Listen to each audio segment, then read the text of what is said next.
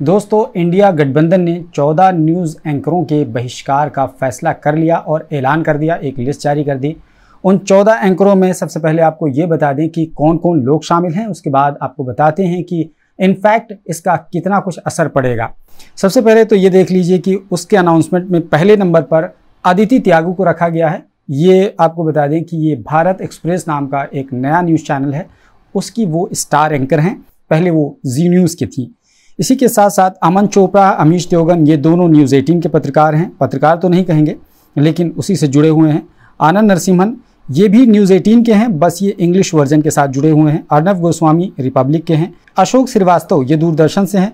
चित्रा त्रिपाठी ये आज तक से जुड़ी हुई हैं। गौरव सावंत ये इंडिया टुडे से हैं, जो आज तक का इंग्लिश वर्जन है। नविका कुमार ये टाइम्स ऑफ इंडिया का जो न्यूज़ चैनल है, जिसको हम लोग टाइम्स नाउ कहते हैं, इनफैक्ट वो उसकी एडिटर इन चीफ हैं। प्राची पराशर ये इंडिया टीवी से हैं। रूबिका लियाकत भारत 24, पहले ये एबीपी न्यूज़ से थी।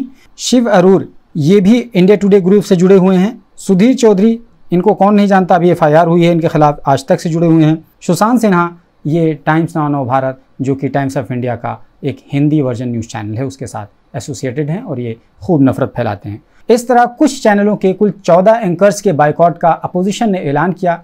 लेकिन ये समझने वाली बात है कि अपोजिशन ने केवल और केवल एंकरों का बाइकआउट क्यों किया। दोस्तों, एंकर्स जो होते हैं वो नौकरी करते हैं, नौकर होते हैं। इनफैक्ट जो चैनल का मालिक होता है उस पर डिपेंड करता है कि उसके चैनल के थ्रू क्या जाएगा। ये तो नौकर होते हैं, इनके माध्यम से क्या कुछ परोसा जाएगा ये चैनल का मालिक डिसाइड करता है, उसकी पॉलिसी तय करती है। ये तो केवल नौकर होते हैं, इनकी बिल्कुल लिटरली कोई हैसियत नहीं होती है। जैसे मैं आपको बता दूं कि जो न्यूज़ चैनल के मालिक हैं, जैसे कि रजत शर्मा जी इंडिया टीवी के मालिक हैं, रिपब्लिक के जो मालिक हैं उनका नाम है अर्नब गोस्वामी, ये दोनों लोग अपने अपने न्यूज़ चैनल्स के मालिक हैं और इन लोगों को फैसला करना होता है कि इनके न्यूज़ चैनल के थ्रू क्या क्या चीज़ें जानी हैं। तो अगर इन दोनों का बहिष्कार या इस जैसे चैनल के मालिकों का बहिष्कार किया जाता है तो बात समझ में आती है। लेकिन अगर केवल और केवल प्यादों का बहिष्कार किया जाता है, मुलाजमत करने वाले, नौकरी करने वाले, अपनी नौकरी बचाने वालों का बहिष्कार किया जाता है, तो मुझे लगता है या तो अपोजिशन के लोग चैनल की पॉलिसी नहीं समझते हैं, और मुझे उम्मीद है कि बहुत अच्छी तरह से समझते हैं, लेकिन उन्होंने केवल और केवल प्यादों को बहिष्कार करने का फैसला क्यों लिया, ये भी थोड़ा सा समझ से परे है। दरअसल मैं आपको एक एग्जाम्पल के जरिए से ये बात समझाना चाहता हूँ कि जैसे आपको किसी एक पेड़ को काटना है तो आप उसकी पत्तियों को काटेंगे, उसकी छोटी छोटी तनों और शाखों को काटेंगे तो पेड़ सूखेगा, या आप उसकी जड़ को काट देंगे तब पेड़ सूखेगा? आप बताइए। मुझे लगता है कि कोई भी समझदार इंसान कहेगा कि जब तक उसकी जड़ को नहीं काटेंगे तब तक वो पेड़ नहीं सूखेगा। केवल पत्तियों को काट देने से या कुछ थोड़ी मोटी टहनियों को काट देने से शायद पेड़ पर उतना ज़्यादा असर नहीं पड़ेगा, पेड़ वैसे ही रहेगा। बिल्कुल इसी तरह का मामला है इन चैनलों के साथ। जब तक इन चैनलों का कंप्लीटली बहिष्कार नहीं किया जाएगा, इन चैनलों के मालिकों का बहिष्कार नहीं किया जाएगा, तब तक कुछ भी होने वाला नहीं है। दोस्तों, इतना आपको पता होना चाहिए कि जो चैनल्स होते हैं, चूँकि हम भी उस चैनल का हिस्सा थे, हमने सेटेलाइट चैनल में काम किया और भी अलग अलग चैनलों में काम किया, 7-8 साल तक हम नौकरी पेशा में रहे। इस दौरान हमें समझ में आया कि चैनल का जो मालिक होता है उसकी तरफ से ये स्पष्ट निर्देश होता है और चैनल की पॉलिसी होती है कि जो एडिटर होता है चैनल का, वो एम्प्लॉयज़ की, खासतौर से जो एडिटोरियल फील्ड में होते हैं, उनकी मीटिंग करता है और उनको ब्रीफिंग करता है कि चैनल की पॉलिसी क्या है, हमें किस एंगल से काम करना है और हमें क्या करना है। धीरे धीरे तमाम एम्प्लॉयज़ को काम समझ में आ जाता है और चैनल की दिशा और दशा दोनों समझ में आ जाती है। चैनल की पॉलिसी समझ में आ जाती है कि चैनल क्या चाहता है हमसे, और धीरे धीरे वो लोग माइंडसेट हो जाते हैं और ऐसा बन जाते हैं और उसी धारणा के साथ काम करने लगते हैं। और चैनल को बाद में कुछ कहने की ज़रूरत भी नहीं पड़ती है कि आप क्या करें, क्योंकि अल्टीमेटली अगर जैसे ही आप चैनल के इतर जाने का प्रयास करेंगे, आपको दूध से मक्खी की तरह जिस तरह से निकाल के फेंक दिया था वैसे निकाल के फेंक दिया जाएगा।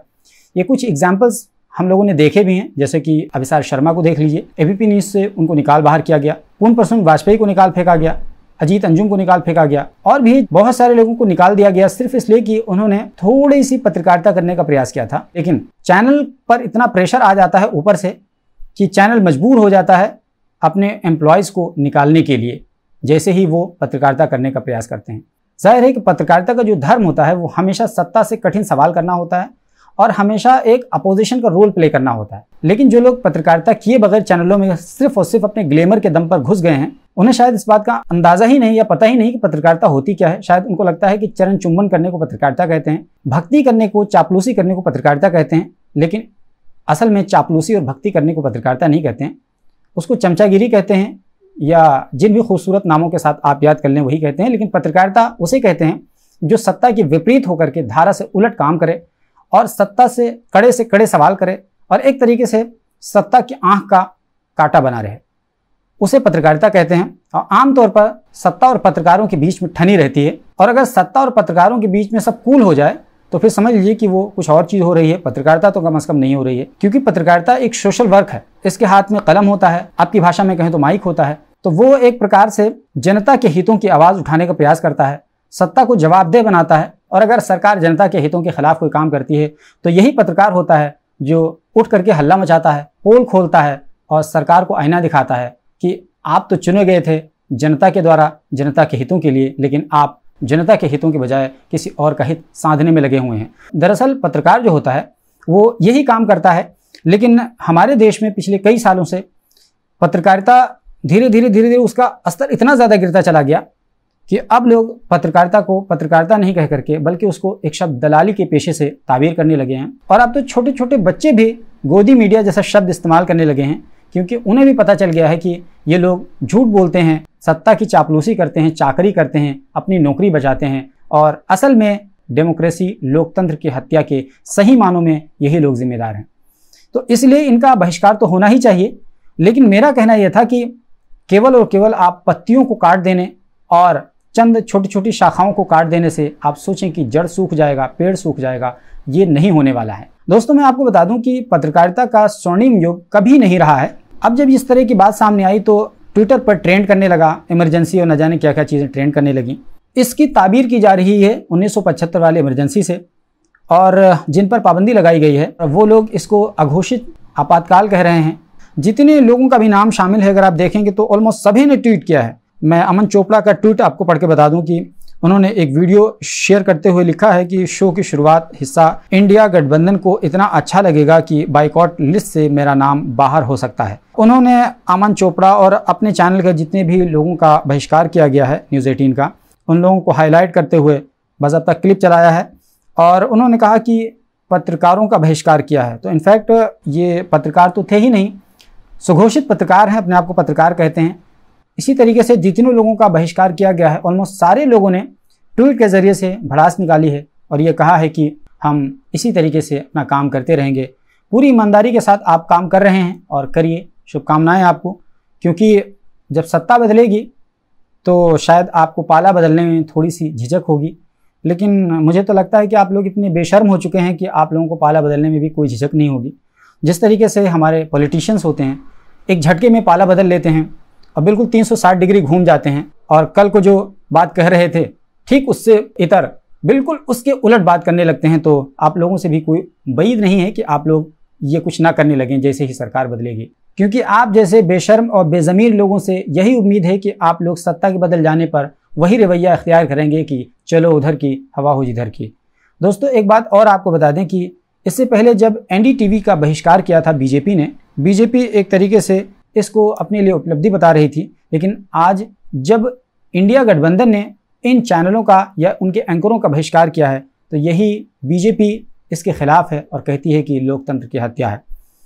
कुछ लोगों ने ट्वीट पर इंडिया गठबंधन के इस फैसले का समर्थन किया है और कहा है कि अगर इनको तकलीफ हो रही है तो इसका मतलब निशाने पर तीर लगा है। वैसे दोस्तों, मुझे नहीं लगता है कि इसका कोई बहुत ज़्यादा फ़ायदा होगा इंडिया गठबंधन को, क्योंकि बार बार मैं बात कह रहा हूँ कि जब तक आप जड़ को नहीं काटेंगे तब तक आप ये उम्मीद नहीं रख सकते हैं कि ये जो नफरती पेड़ है ये फल नहीं देगा। ये फल देगा, अलबत्ता इसका फल फूल थोड़ा सा कुछ कम ज़रूर हो जाएगा, लेकिन ये फल देगा और इसका असर पड़ेगा। वैसे आप देखने वालों से गुजारिश है कि इसके बारे में अपनी राय दीजिए, और इंडिया गठबंधन का ये जो फैसला है आपको क्या लगता है, कितना सही है या कितना गलत है? जो भी आपकी राय बनती हो कमेंट बॉक्स में बताइए, और हमारे चैनल पर पहली बार आए हैं तो सब्सक्राइब कर लीजिए। बगल में घंटी का निशान बना होगा, उसको दबा दीजिए ताकि जैसे ही वीडियो अपलोड हो फ़ौरन इसकी जानकारी आपको मिल जाए, क्योंकि हम इसी तरह के वीडियोस बनाकर आपको देते रहते हैं।